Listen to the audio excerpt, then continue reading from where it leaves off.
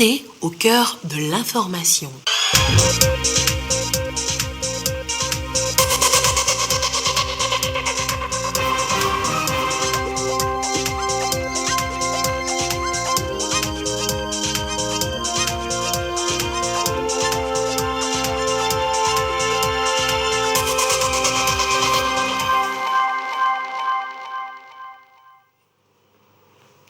Il est l'heure du journal sur la télévision togolaise. Madame, Monsieur, bonsoir. Et voici les titres de cette édition.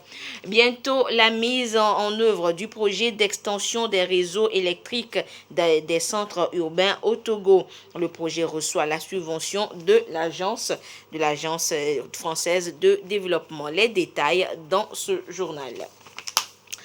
Le 5e forum des jeunes leaders de Chine et d'Afrique se tient depuis ce mercredi et c'est une rencontre virtuelle qui permet un échange fructueux entre le Parti communiste chinois et les différents partis politiques africains. Et c'est la présidente de l'Assemblée nationale du Togo qui a représenté les partis politiques africains à cette conférence.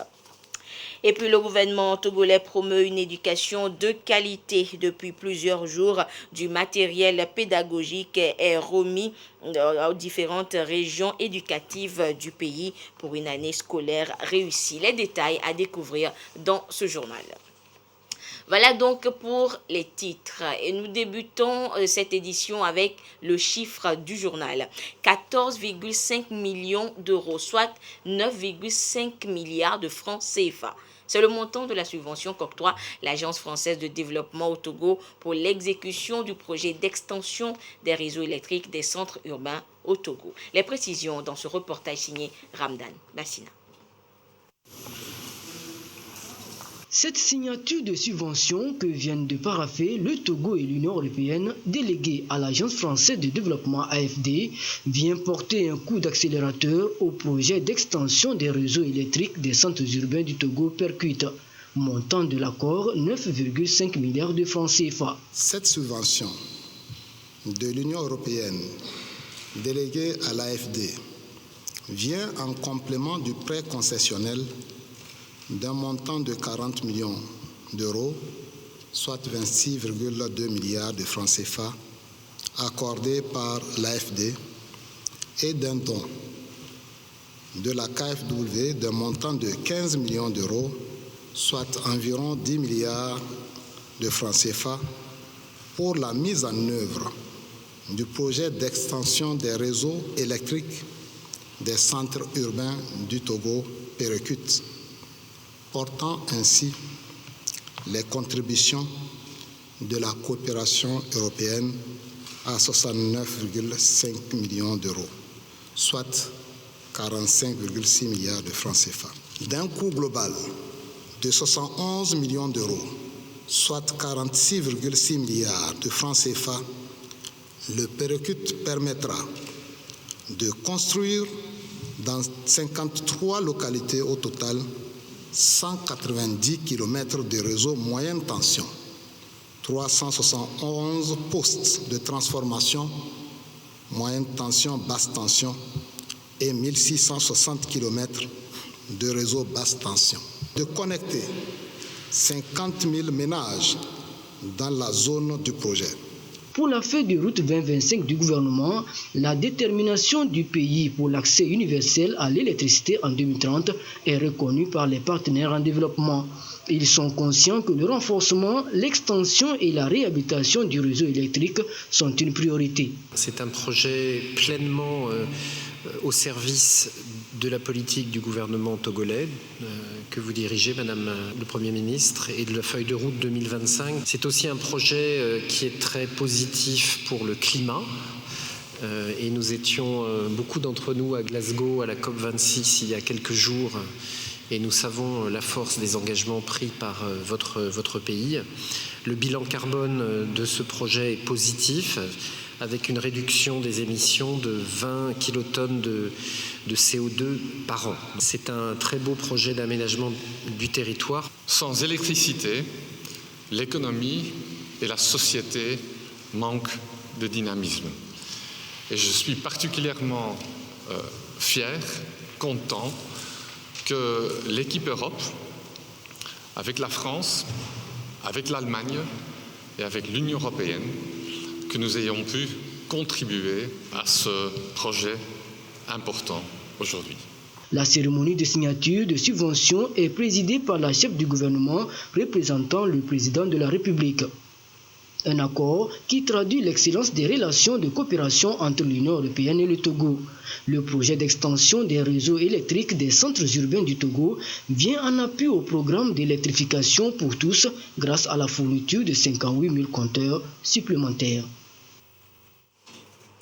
Dans quelques jours, les dirigeants chinois et africains se réuniront à Dakar, au Sénégal, pour planifier conjointement les stratégies de coopération. Mais avant, se tient par visioconférence le 5e forum des jeunes leaders Chine-Afrique. C'est un cadre d'échange entre le Parti communiste chinois et les partis politiques africains partenaires, dont l'Union pour la République Unir du Togo. Et c'est depuis le siège du Parti Unir donc que Yawa Digbori Tiegan, président de l'Assemblée nationale, a présidé les travaux en sa qualité de représentant des partis politiques africains. Les précisions avec Edem Sussuko.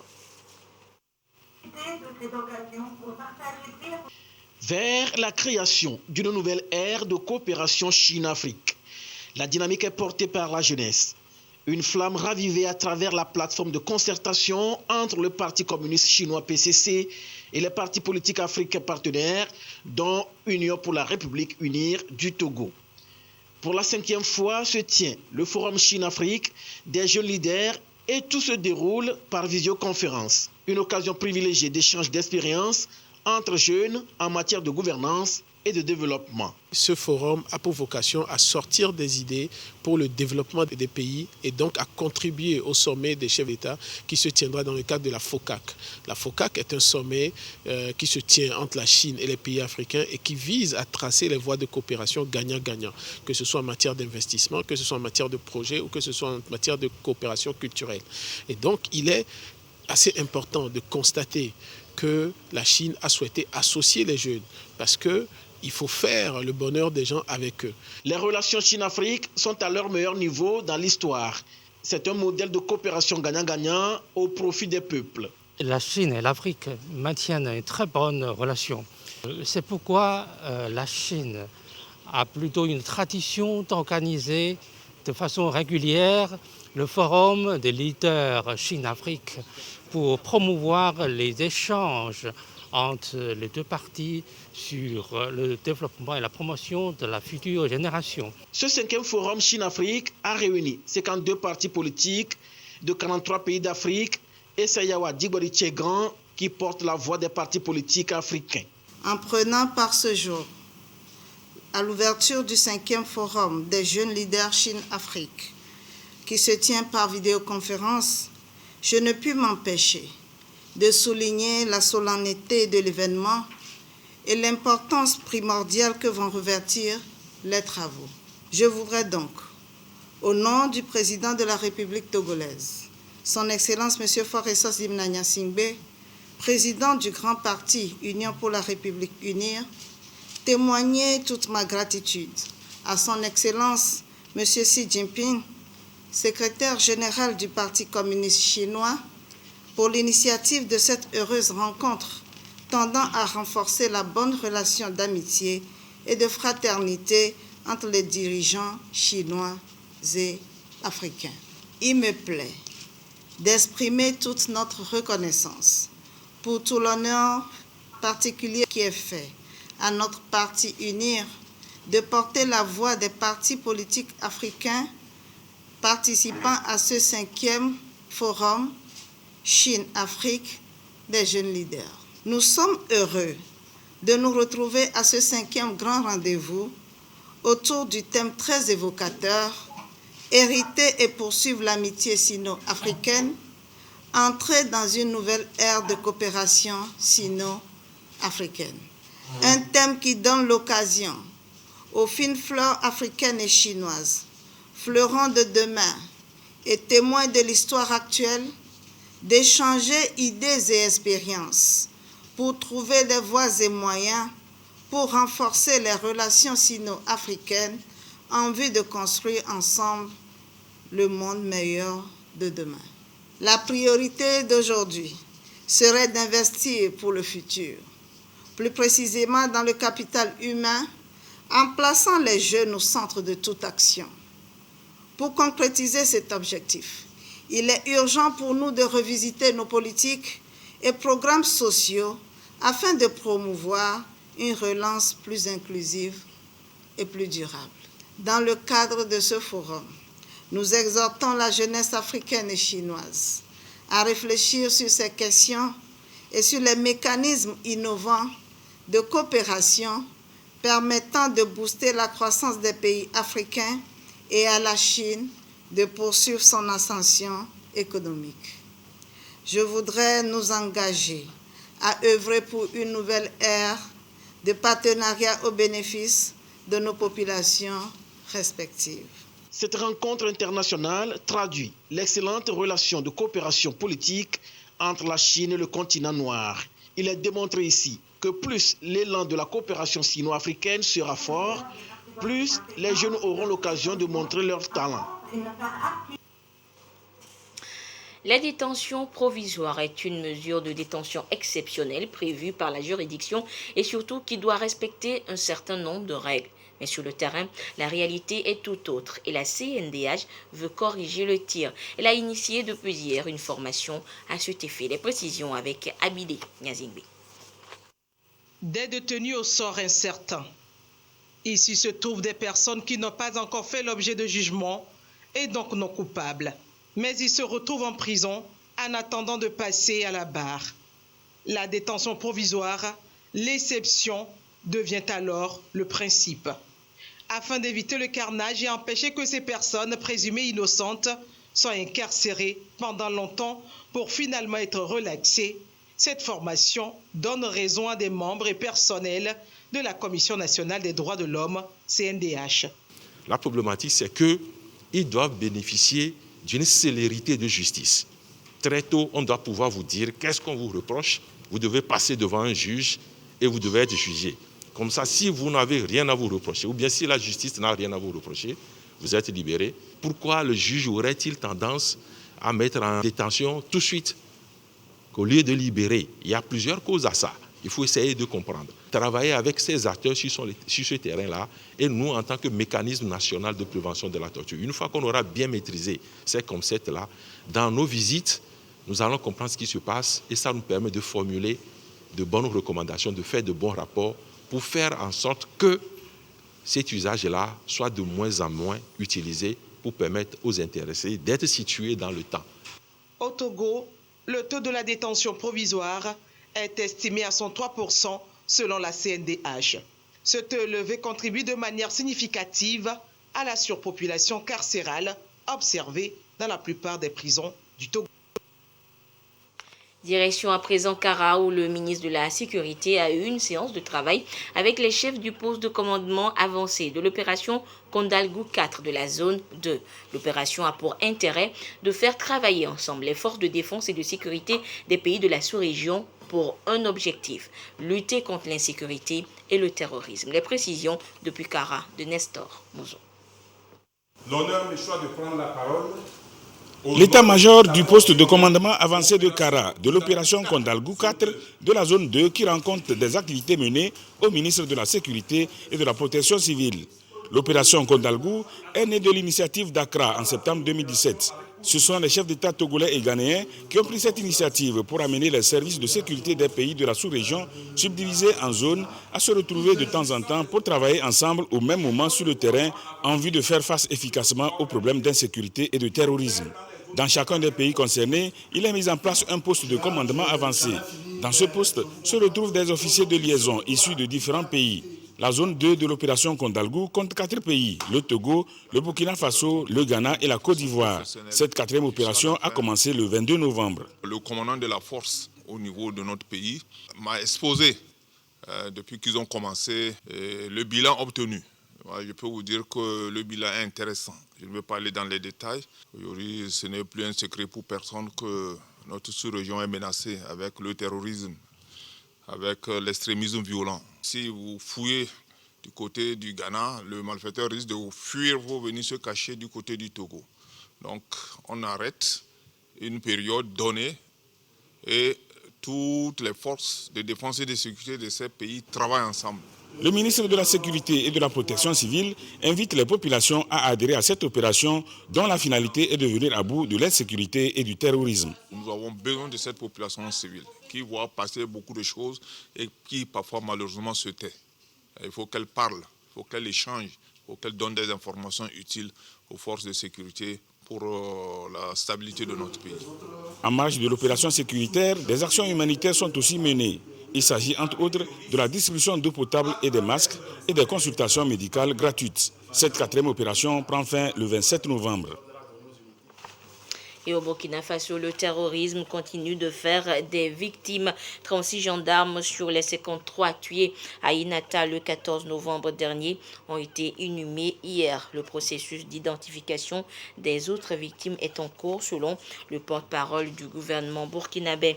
Le pays demeure toujours secoué par des attaques terroristes presque chaque semaine. Et c'est une affaire terrible qui émeut depuis plusieurs jours la Guinée, celle d'une jeune femme décédée après avoir été violée et avoir tenté d'avorter de l'enfant conçu de ce viol. Et ce viol collectif présumé est l'œuvre de médecins dans une clinique privée de Conakry. La Guinée, toujours en émoi après la mort d'une jeune femme samedi, victime d'un viol présumé par des médecins d'une clinique privée de Conakry. Massila, âgée de 25 ans, diplômée en secrétariat, est décédée à Tunis où elle s'était rendue pour des soins. La ministre de la Justice, Fatoumata Yarissouma, est allée ce mardi au chevet de la famille de la victime. Nous sommes venus exprimer notre compassion à la famille éplorée. Nous avons tous été choqués par ce qu'elle a subi. Nous avons été tous traumatisés par les faits. C'est l'irresponsabilité et l'incurie de certains humains, des supposés docteurs qui sont à la base, qui nous ont conduits à cette situation regrettable. Sur les réseaux sociaux, la mort de Massila suscite de vives réactions. Lundi, une pétition à l'initiative d'associations de défense des droits des femmes a réclamé des sanctions contre les auteurs présumés. Depuis l'ouverture de l'enquête en octobre, 3 médecins ont été inculpés. Retour en page nationale et sachez que le Togo abrite depuis ce matin la 7e réunion du comité régional de pilotage du projet d'investissement pour la résilience des zones côtières en Afrique de l'Ouest, WACA-RECIP. Les présidents des comités nationaux de pilotage de ce projet échangent et partagent leurs connaissances et expériences et surtout donnent des orientations sur la mise en œuvre effective du projet en vue d'endiguer le phénomène de l'érosion côtière qui inquiète les populations. Solange Amandé et Elia Gbanyadao. Pour des précisions. La mer continue d'avancer chaque instant qui passe. Impuissantes, les communautés côtières vivent le phénomène avec désespoir. Le Togo n'est pas le seul pays touché par l'érosion côtière. Sur le golfe de Guinée, ils sont 6 pays sous la menace. Les présidents des comités nationaux du projet WACA partagent les bonnes pratiques pour une solution durable contre l'avancée de la mer. L'environnement, dans ces manifestations, ne se préoccupe pas des frontières institutionnelles. Ce qui fait que tout ce que fait le Ghana a un impact sur le Togo. Ce que fait le Togo a un impact sur le Bénin. Ce qui nous réunit aujourd'hui, c'est la 7e session du comité régional de pilotage du projet pour écouter les expériences en cours dans les États, partager ces expériences pour qu'ensemble nous puissions avancer. Au niveau du Togo, des mesures ont été déjà prises pour protéger les populations situées sur les côtes et limiter l'avancée de la mer. Ces efforts doivent être pérennisés selon le ministre de l'Environnement. Ce programme a été un pas important dans la résolution du problème de lutte contre l'érosion côtière. Grâce aux travaux réalisés, la progression de l'érosion côtière dans la ville historique d'Anéor au Togo a été ralentie. Chacun de nos États, pour endiguer le phénomène, a développé des stratégies, mobilisé d'importants moyens matériels et financiers aux fins de la mise en place des infrastructures grises et vertes et de la relocalisation des populations victimes. 3 autres pays s'apprêtent à rejoindre l'équipe. Le Ghana, la Gambie, la Guinée-Bissau. Ensemble, ils veulent œuvrer à la résilience de leurs populations respectives face à l'érosion côtière. Et de son côté, le réseau national des acteurs de l'agroécologie du Togo va en guerre contre l'utilisation des intrants chimiques dans l'agriculture. Et pour cela, il forme depuis quelques jours 25 délégués de coopératives de la préfecture de Vaud sur la promotion des alternatives aux intrants chimiques. Voyons cela avec Immaculée Baoué Abalo avec la voix de Clarisse Aticler. Aujourd'hui, 25 responsables coopératives de la préfecture de Vaud-Coutimé formés sur l'utilisation des produits bioécologiques. L'accent a été mis sur les produits alternatifs aux pesticides chimiques existants. Ceci pour sensibiliser les bénéficiaires à la production des intrants végétaux et animaux. La formation en elle-même, elle était bien parce que ça nous a permis d'avoir encore plus de motivation pour pouvoir poursuivre cette vision qu'on a de faire une agriculture bio. Le réseau national des acteurs de l'agroécologique du Togo, RENAT, veut ainsi lutter contre l'utilisation abusive de pesticides et ses conséquences néfastes sur la santé humaine, animale et sur l'environnement. Nous avons aujourd'hui organisé cette rencontre avec les producteurs, les responsables de coopératives pour faire des séances de sensibilisation, des séances de formation à travers des projections vidéo, histoire de ressortir les produits alternatifs déjà existants sur le terrain et aussi aller à la production, à la fabrication de ces intrants par les producteurs eux-mêmes. La formation s'inscrit dans la dynamique de la mutation de l'agriculture togolaise vers l'agroécologie et l'agriculture biologique à l'horizon 2030. À ce jour du mercredi 24 novembre 2021, la situation de la pandémie au nouveau coronavirus Covid-19 au Togo se présente comme suit. Le nombre de cas confirmés s'élève à 26 224. 5 nouveaux cas enregistrés depuis hier. Le nombre de personnes guéries est de 25 879. 12 nouveaux guéris depuis hier. Le nombre de cas actifs s'élève à 102 et le nombre de décès est de 243. C'est un communiqué du ministre en charge de la santé, professeur Moustapha Mijiawa.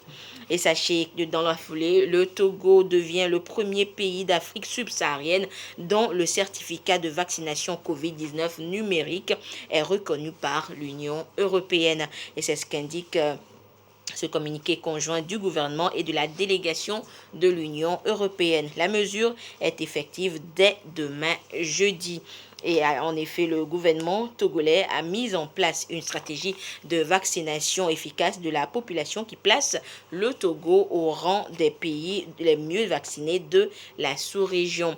Plus d'1 million de personnes, soit 25% de la population cible togolaise, se sont déjà enregistrées sur la plateforme numérique d'enrôlement et de suivi des personnes vaccinées mise en place dès le démarrage de la campagne de vaccination par le Togo.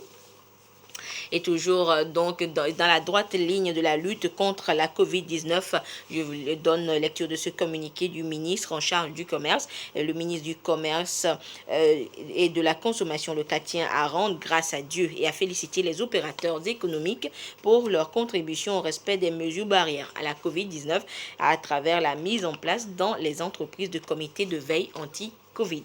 Dans la mobilisation du secteur privé et de l'ensemble de la population aux côtés du gouvernement a permis de constater une baisse de la propagation de la maladie dans notre pays ces dernières semaines. Afin d'anticiper sur les périodes de fin d'année dont nous connaissons tous l'importance pour les activités économiques et commerciales, le ministre exhorte les responsables du Conseil national du patronat du Togo, de l'Association des grandes entreprises du Togo et de la Chambre de commerce et d'industrie du Togo à encourager leurs membres à se mobiliser encore plus en vue d'épargner à notre pays de nouvelles vagues de contamination du coronavirus.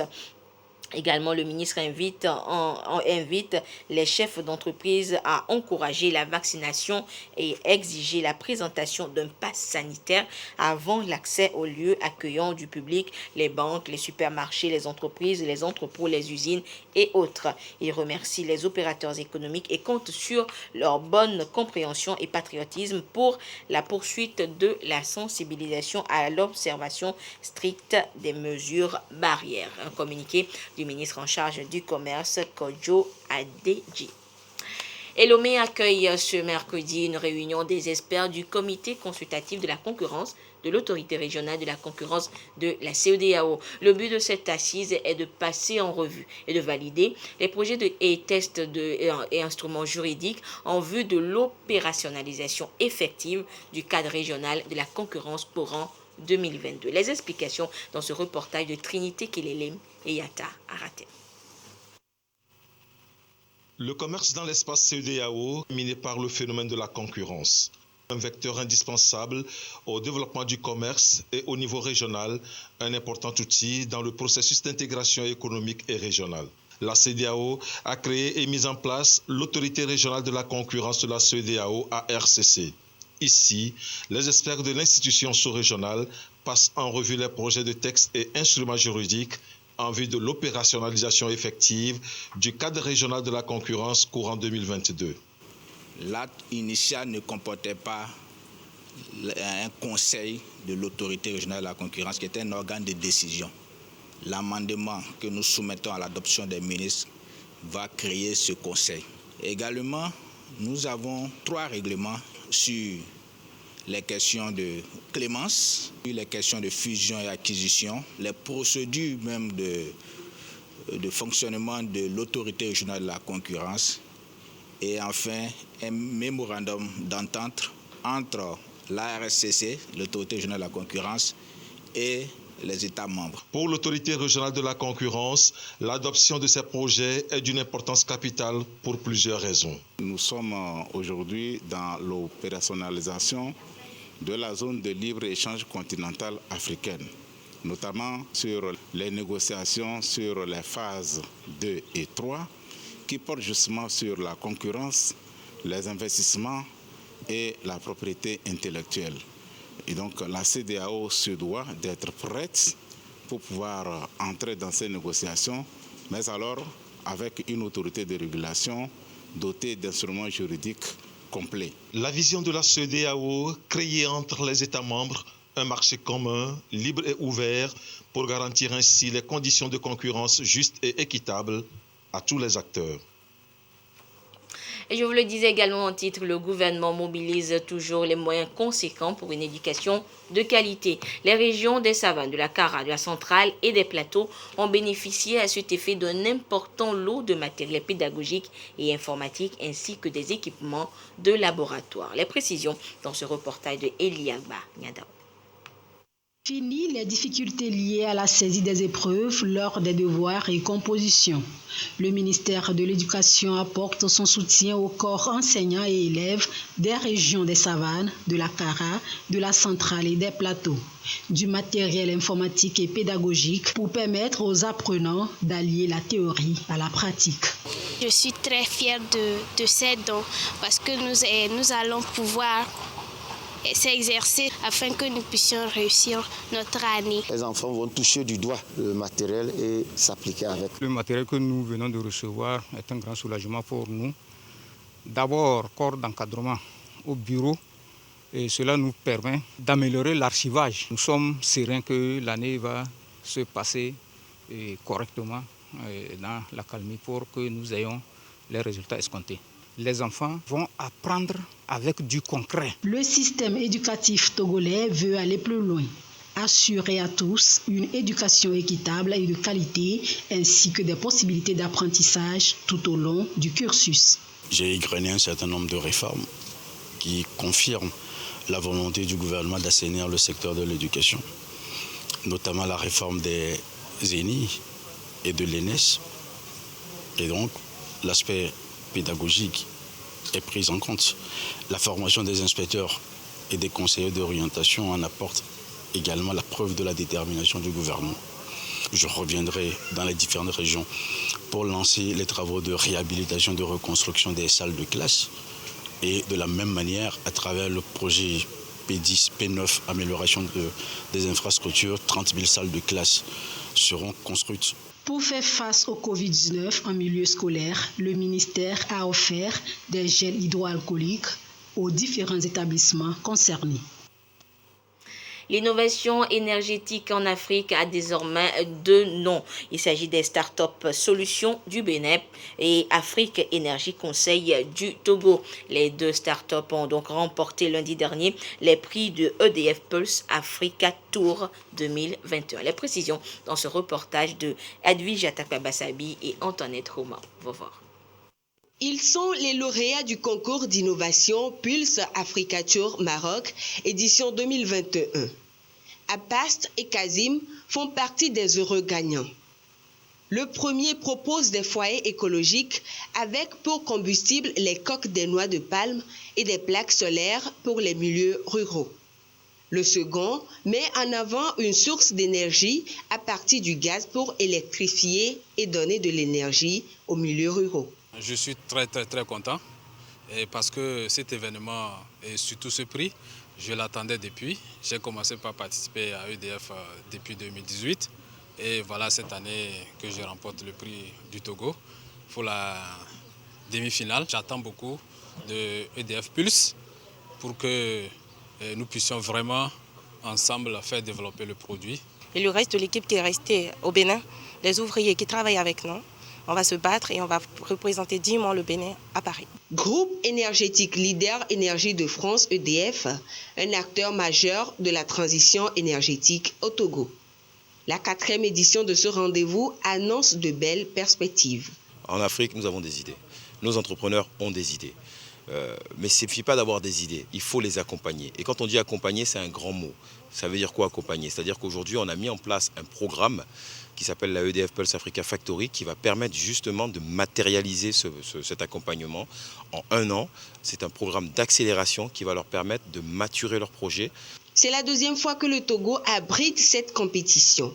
Cela témoigne de l'importance que le gouvernement accorde au secteur énergétique. Le ministère de l'Énergie et des Mines, dont j'ai la charge, s'inscrit donc pleinement dans l'initiative qui nous réunit ce jour et qui vise à encourager et accompagner l'entrepreneuriat local à travers sa capacité à se réinventer, à contribuer au développement et à la transition énergétique du secteur de l'électricité. Les 2 lauréats vont représenter le continent africain pour la phase finale à Paris. Et voilà, donc c'est sur ce savoir-faire de l'innovation en innovation énergétique de l'Afrique que se referme cette édition. Merci de votre fidélité à la télévision togolaise. Excellente suite de nos programmes. Au revoir.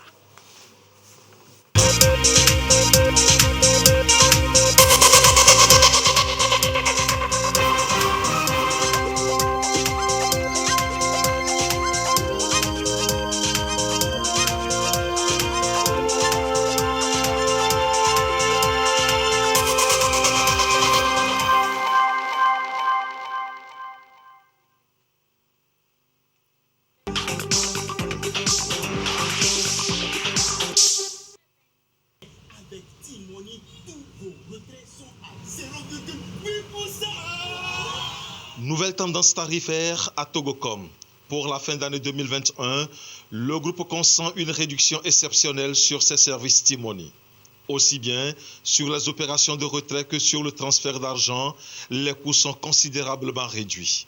Le leader des opérateurs de téléphonie mobile au Togo apporte ainsi une réponse inclusive et innovante à tous ses abonnés. La promotion cadeau avant les fêtes, donc c'est une promotion qui permet à tous les utilisateurs T-Money et tous les Togolais d'ailleurs donc de profiter de presque 4 fois de baisse de tarifs sur les retraits T-Money et sur certaines transactions même jusqu'à 95%.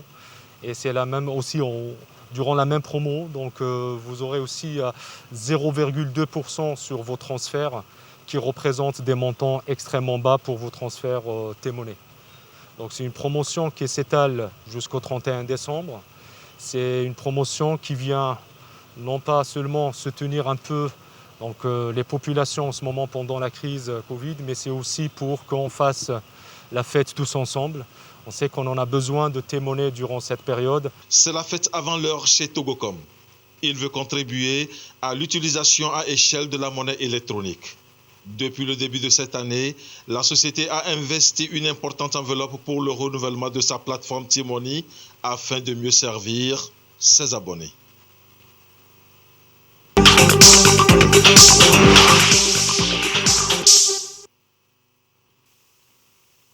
Le 5G, quelle perspective pour les opérateurs et fournisseurs de services de télécommunications de la zone UEMOA? Une préoccupation au cœur de la conférence des opérateurs et fournisseurs des services de télécommunications. Un moment de partage et de découverte du 5G, nouvelle technologie sans fil de 5e génération lancée au Togo depuis 1 an. Donc elle a été lancée principalement sur des zones stratégiques. Il est clair que c'est une technologie qui est en expérimentation, mais nous avons aujourd'hui des usages qui émergent et les premiers usages iront probablement avec des opérateurs ou des entreprises. On discute aujourd'hui avec des opérateurs logistiques de classe mondiale pour voir comment on peut mettre à disposition cette technologie pour améliorer la gestion administrative de leur opération. Selon le représentant de l'UEMOA, au-delà de l'Internet mobile, le réseau 5G offre de nouvelles applications. L'usage des objets connectés dans tous les domaines d'activité. Selon le représentant de l'UEMOA, au-delà de l'Internet mobile, le réseau 5G offre de nouvelles applications. L'usage des objets connectés dans tous les domaines d'activité sera aussi généralisé. Les opérateurs y travaillent activement. Les opérateurs de télécommunications et les fournisseurs de services Internet constituent un maillon essentiel parce que après tout, ce sont eux qui fournissent le service. Et la technologie évoluant très vite, il faut voir dans quelle mesure nous pouvons utiliser la technologie pour le bien économique et social de nos populations et des entreprises de l'Union. La connectivité n'est plus un luxe, mais une nécessité absolue pour une meilleure gestion de tous les secteurs dans chaque pays. Les échanges vont porter également sur les enjeux techniques et commerciaux, ainsi que les réglementations communautaires de l'UEMOA. L'instant